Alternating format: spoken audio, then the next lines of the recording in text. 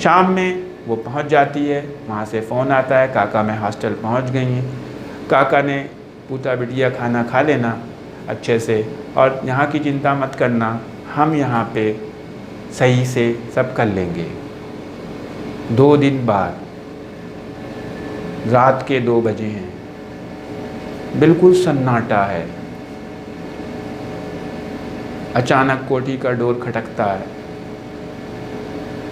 चाचा जो हैं सो रहे होते हैं, लेकिन इतनी रात में डोर खटकने से उनकी आँख खुल जाती है। घड़ी देखते हैं, रात के 2 बजे हैं। इतनी रात में कौन आ सकता है? फिर से डोर खटकता है, आवाज़ देते हैं, कौन है? लाइट जलाते हैं, बाहर से आवाज़ आती है, मैं हूँ, पहचाना? काका पहले सोचते हैं कि मैं डोर खोलूं या नहीं खोलूं। बाहर से आवाज़ आती है, मैं एंड्रयू हूँ। अच्छा साहब जी आप आए हैं, इतनी रात गए। दरवाज़ा खोलते हैं, देखते हैं कि 2 गाड़ियाँ ब्लैक कलर की और 4 लोग सूटेड बूटेड, जो कि काका उनको पहचानते हैं, वो अलिग्ज़ा के फादर्स के फ्रेंड्स में से हैं और पहले आते जाते रहे। नमस्ते जी नमस्ते, कैसे हैं? कैसे इतनी रात के कैसे? मुझे खबर मिली कि भाई की डेथ हो गई है और हम लोग इधर से निकल रहे थे, तो हमने कहा कि नहीं यहाँ पे मिल, आइए आइए, इतनी रात हो गई, बहुत ठंड हो रही है, आपने फ़ोन कर दिया होता। कोई बात नहीं, आ जाइए अंदर। सब लोग, चारों लोग अंदर आ जाते हैं। आप लोग क्या लेंगे? कॉफ़ी बनाएं आपके लिए या चाय लेंगे? उनमें से एक बोलता है, कॉफ़ी बना लीजिए। काका पहले तो कोठी का दरवाज़ा लॉक करते हैं, फिर उसके बाद कॉफ़ी बनाते हैं, क्योंकि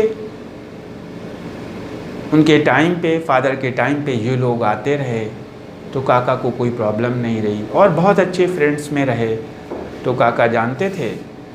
उन्होंने जल्दी से कॉफ़ी बनाई, पिलाई और सारी बातें बताई।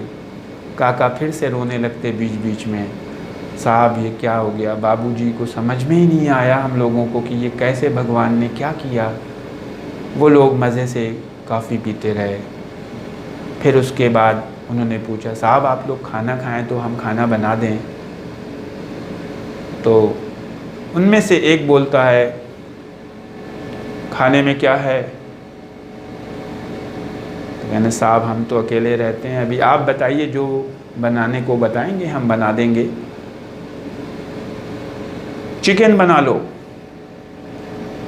साहब हम तो चिकन खाते नहीं, बिटिया भी नहीं है, बाबूजी भी लोग रहते थे तो बनता रहता था। अब आप आज कुछ और बना देते हैं, कल हम दिन में आपके लिए चिकन लाके बना देंगे। ठीक है, जो है तो फिर बना लो।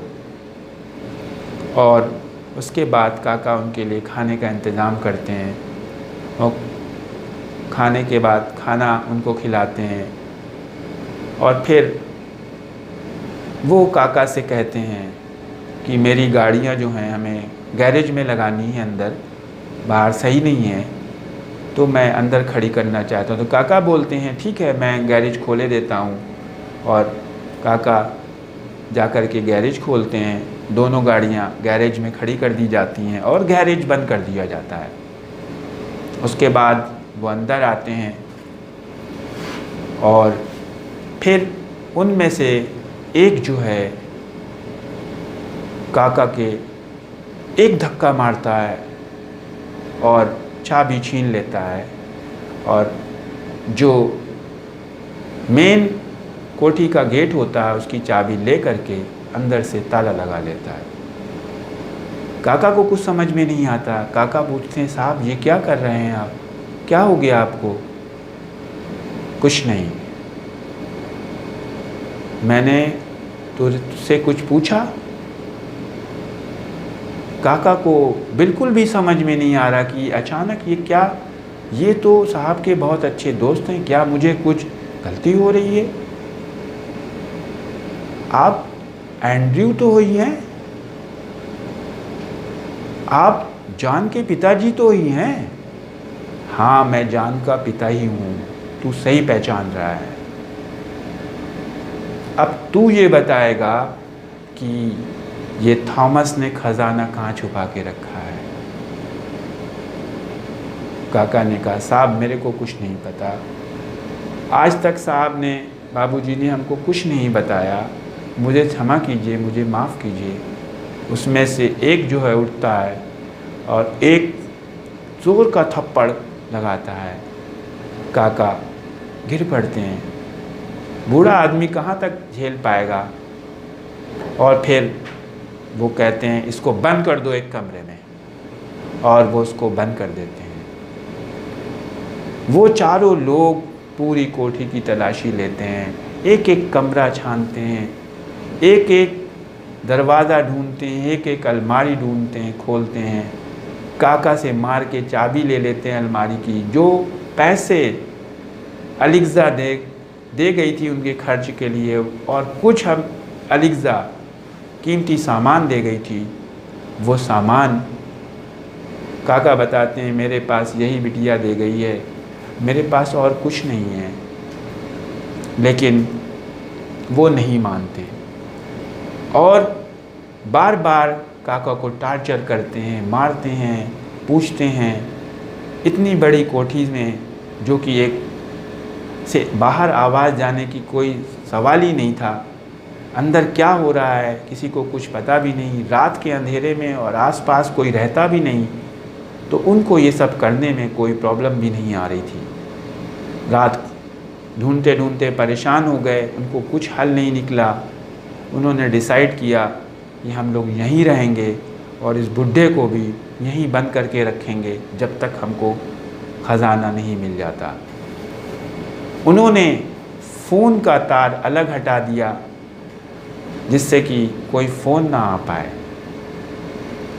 एक दिन कट गया, दूसरा दिन हो गया। वो काका को उठाया, उनसे खाना बनवाया, उनसे कहा कि खाना बनाइए, चाय बनाइए, सब करिए, सारा काम करवाया। और फिर उसके बाद खाना खाने के बाद फिर उनको उसी कमरे में बंद कर दिया।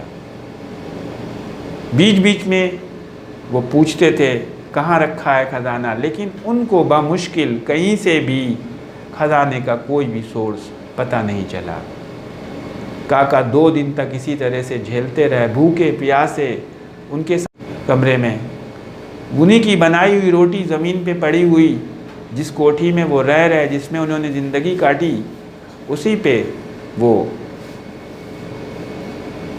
वो ये सोचने लगे रहे कि कैसे बिटिया को पता चलेगा कि ये लोग आ गए हैं कोई, और बिटिया को कैसे पता चलेगा कि ये इस तरह से कर रहे हैं। बिटिया का फ़ोन भी नहीं आ रहा कि हम बता दें, या फ़ोन कैसे आता, फ़ोन का तार हटा हुआ था।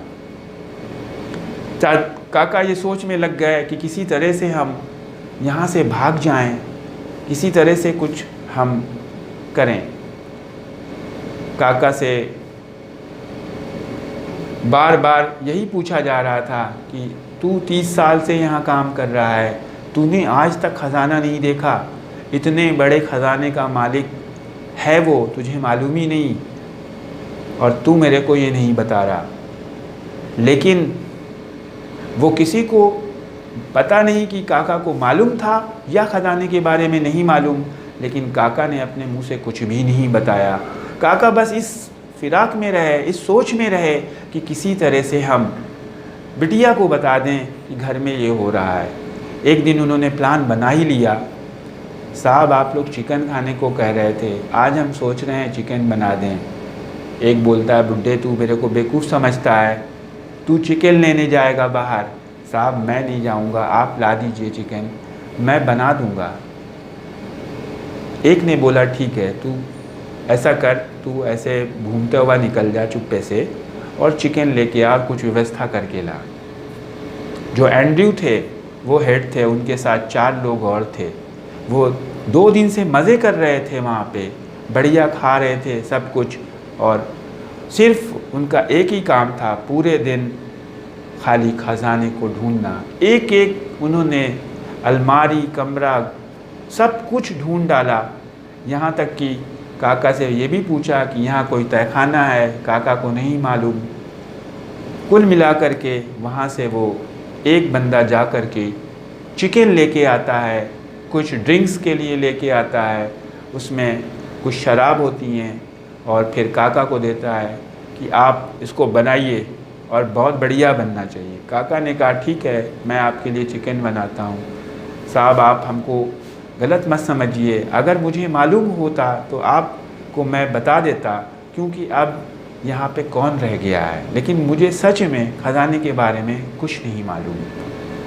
काका चिकन बनाते हैं, बनाने के बाद उनको सर्व करते हैं, और साथ साथ वो ड्रिंक भी सर्व करते हैं, और जान जान करके वो ज़्यादा ड्रिंक सर्व करते हैं कि शायद हम कुछ रास्ता निकाल पाएँ। वो लोगों को इतनी ड्रिंक करा देते हैं कि उनको होश नहीं रहता, और अब काका ये सोचते हैं कि अगर मैं यहाँ से जाता हूँ तो यहाँ तक दूर दूर तक जंगल में कुछ नहीं है, मैं जाऊँगा कैसे, बिटिया को बताऊँगा कैसे। बहुत देर सोचते रहते हैं। उनमें से देखते हैं कि सब बेहोश जैसे पड़े हुए हैं, सब ने इतनी ड्रिंक कर ली है कि किसी को कुछ होश नहीं है। काका और गिलास में भर भर के रख देते हैं कि अगर कोई उठे तो फिर से पी ले।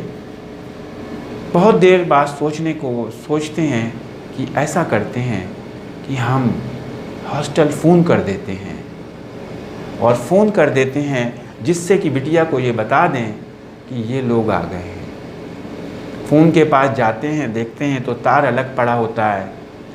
पहले एक बार चुपके से तार लगाते हैं, उसके बाद फिर आते हैं इधर उधर, देखते हैं कि कोई जग तो नहीं रहा।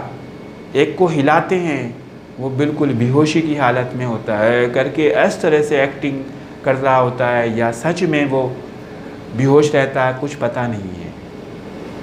फिर काका धीरे से फ़ोन लगाते हैं, फ़ोन की घंटी जा रही है, और काका की नज़रें उन लोगों की तरफ हैं। दिल धक धक हो रहा है, फ़ोन उठ नहीं रहा है। काफ़ी रात है, बड़ी मुश्किल से 2-3 बार मिलाने के बाद फ़ोन उठता है। धीरे से बोलते हैं, अलिग्जा से बात करा दो। उधर से आवाज़ आती है, ए कौन बोल रहा है, इतनी रात में अलिग्जा से बात नहीं हो पाएगी, अरे अलिग्जा से बात करा दो। अरे पागल है क्या, समझ में नहीं आता, अलिग्जा से बात नहीं हो पाएगी। इतनी देर में एक उठ के आता है और काका के कान के पास रिवॉल्वर लगाता है, और एक साइलेंसर से भरी हुई बंदूक से गोली निकलती है, और काका की डेथ हो जाती है। जल्दी जल्दी वो चारों को उठाता, उठ, मैंने मार दिया, उसने फ़ोन कर दिया है। जल्दी जल्दी चारों उठते हैं और जल्दी से बाड़ी को लपेटते हैं, और एक जल्दी से गाड़ी निकालता है, कोठी खोलता है और गाड़ी लाता है डोर पे कोठी के, और उसमें से चारों मिल कर के जल्दी से रात के अंधेरे में काका की बाड़ी को गाड़ी में डालते हैं, वहाँ पे साफ़ करते हैं। साफ़ करने के बाद उसकी वहाँ पे कोठी को बाहर से लॉक करते हैं, और लॉक करने के बाद गाड़ी लेकर के चारों चले जाते हैं, और रास्ते में पहाड़ी से बाड़ी को ऊपर से नीचे की तरफ फेंक देते हैं। अब अलिग्जा को कौन बताएगा कि काका कहाँ चले गए? आप सुनेंगे अगले एपिसोड में।